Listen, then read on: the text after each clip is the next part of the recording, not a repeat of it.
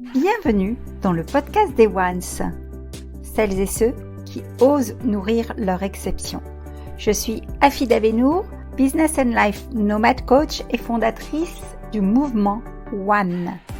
J'ai créé ce podcast pour les chefs d'entreprise en crise d'identité que j'accompagne, pour les aider notamment à ne plus jamais se dénigrer, s'oublier ou perdre confiance et énergie, pour créer un changement concret et un impact durable dans votre vie personnelle, relationnelle et professionnelle. Rejoignez vous aussi le mouvement One. Ce podcast met à l'honneur ces femmes pour vous inspirer, pour impacter le monde, un acte d'amour à la fois, à commencer par un acte d'amour vers soi. Bonjour les Ones. Aujourd'hui, dans le podcast des Ones, je suis ravie d'accueillir Fatima. Fatima est la fondatrice de Tajine Mania. Dans quelques instants, elle va nous surprendre avec ses recettes secrètes et pas que. Fatima nous vient des RH. Donc RH en formation et en montée en compétences. Elle a su passer de l'autre côté, du côté des entrepreneurs. Fatima, bonjour. Bonjour Afida. Bienvenue sur le podcast des Ones.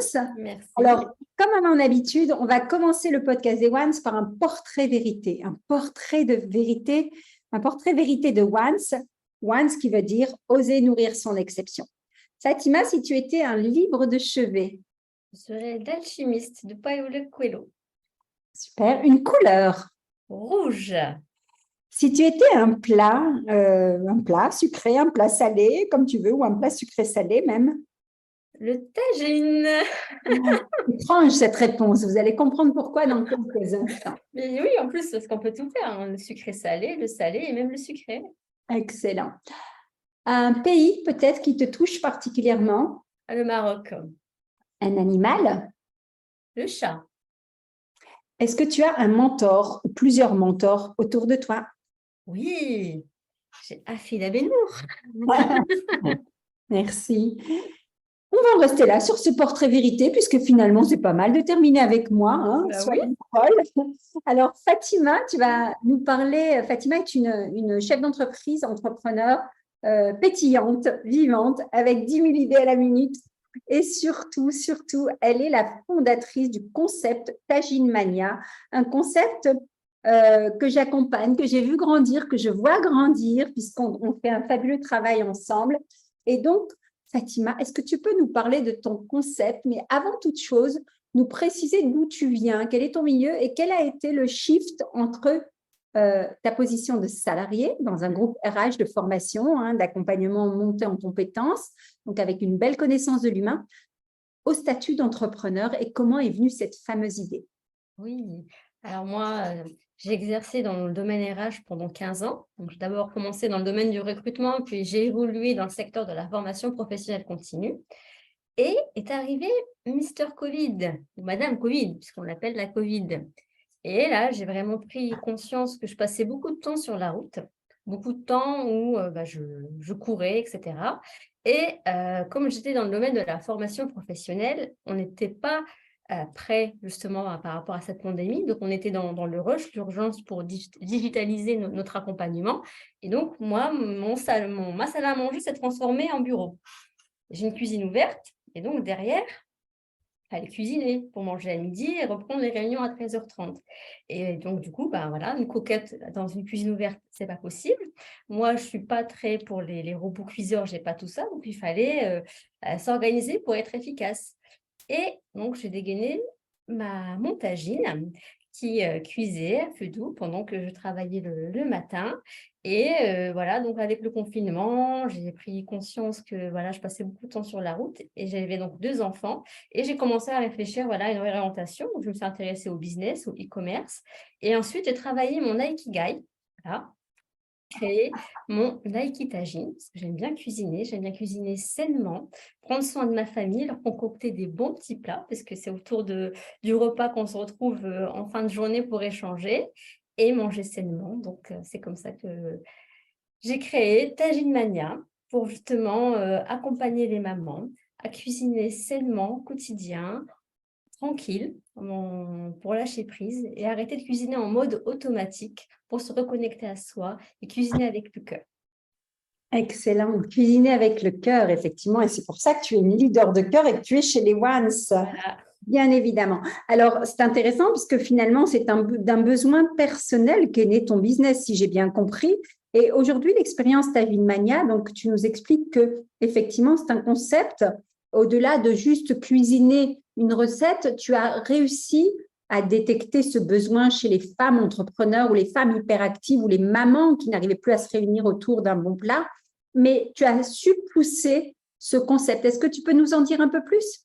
Tout à fait, puisque justement, quand on cuisine, moi, je ne veux pas qu'on cuisine juste en mode automatique. C'est aussi le moment pour se poser et être conscient de ce qu'on fait. C'est aussi l'éveil des sens, parce qu'on travaille avec différentes matières, avec les épices ou sans épices, les couleurs, le toucher.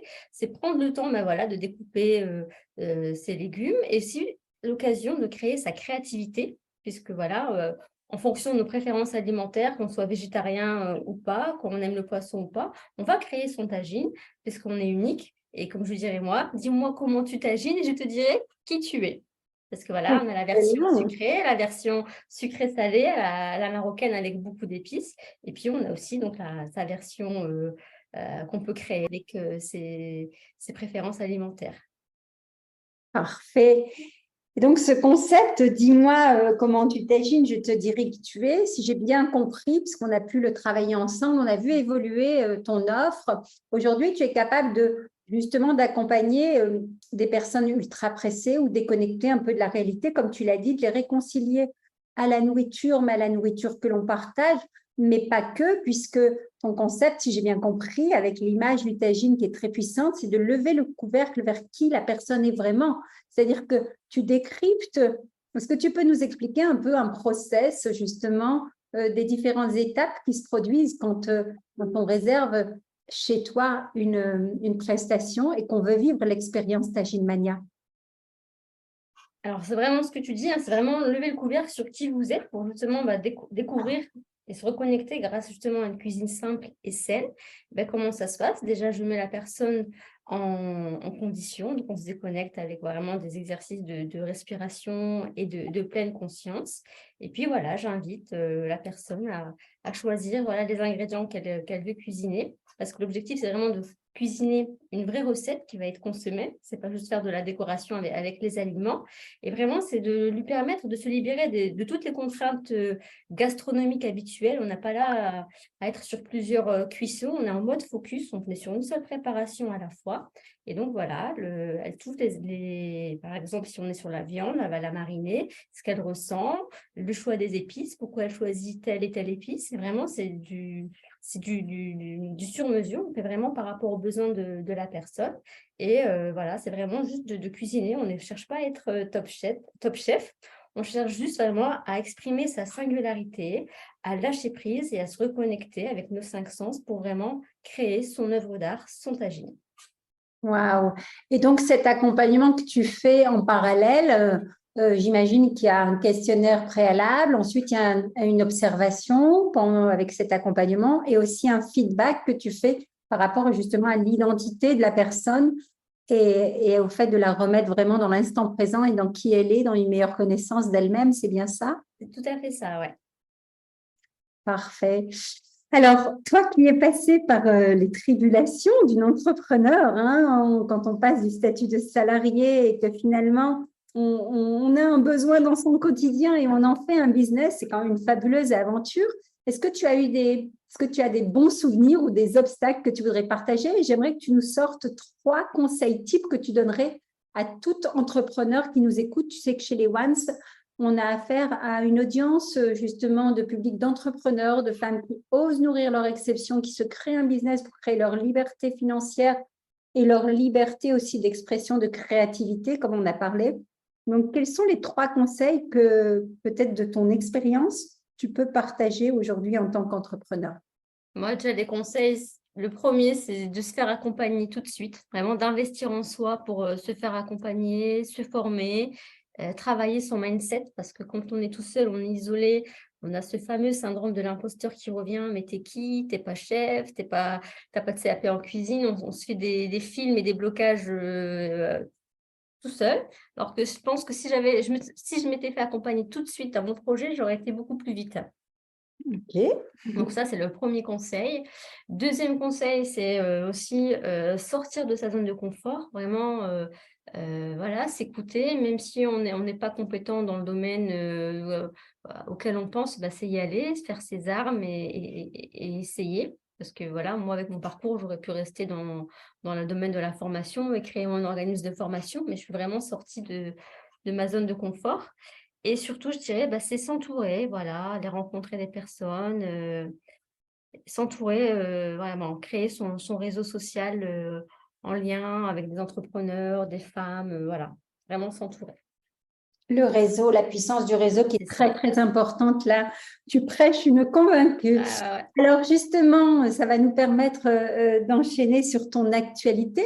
Ton actualité, c'est justement créer des rencontres pour faire découvrir ce concept Agile Mania, hein, qui va rencontrer un franc succès, j'en suis persuadée, parce que c'est quand même quelque chose d'assez inédit. On a beaucoup de choses dans l'accompagnement autour de la cuisine thérapie, de la cuisine thérapie, mais de la Agile Mania, bah, tu es précurseur. C'est une innovation, une belle innovation, forte de sens. Parce que derrière ce concept, il y a beaucoup de valeurs clés qui sont transmettables. Ton actualité, donc est-ce que tu as une date prochaine peut-être à nous communiquer? Oui, avec plaisir. Donc, j'organise mon premier événement. Donc, c'est une conférence atelier rapide Tagine Expérience qui aura lieu donc le vendredi 3 mars à 19h à Tourcoing. Super, tu nous donneras le lien pour que les gens puissent Oui, bien sûr. s'inscrire. Et donc aussi, vous pouvez me suivre sur taginemania.com et aussi sur mon compte Instagram, Taginemania. Super, on mettra ça dans la légende. Comme à mon habitude, j'aime laisser le mot de la fin à mes interviewés. Ce podcast se veut assez court pour aller à l'essentiel. Mais s'il y a un message clé que tu devais du fond du cœur partager aux Once, à nos leaders de cœur, pour les aider à elles aussi propulser leur business avec cœur, qu'est-ce que tu partagerais volontiers? C'est pas, voilà, même si c'est mon mentor, mais je dirais que voilà, c'est se faire accompagner. Je vais pas dire choisir Afida, mais vraiment, moi, c'est le cœur qui m'a orientée vers toi. Hein, il m'a fallu presque 1 an pour pouvoir travailler avec toi. Et c'est vraiment se faire accompagner. Moi, vraiment, c'est ça qui m'a débloqué, qui m'a ouvert sur plein d'autres opportunités. Parce que quand on est tout seul, il y a des choses qu'on ne voit pas, on se ferme, on se braque.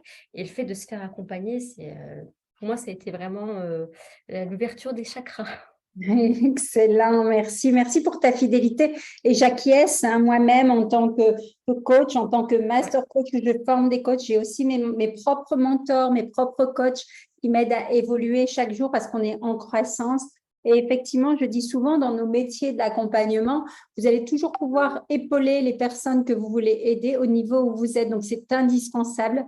Donc, merci pour ce partage, Fatima. Avec plaisir, Afida. À très bientôt. À très bientôt. Si ce podcast vous a plu, n'hésitez pas à chaque enregistrement, à chaque écoute, à nous mettre un commentaire, un avis. Cela nous réchauffera le cœur. Vous pouvez également, si vous le désirez, passer de l'autre côté du micro, simplement en me contactant. Et à très bientôt.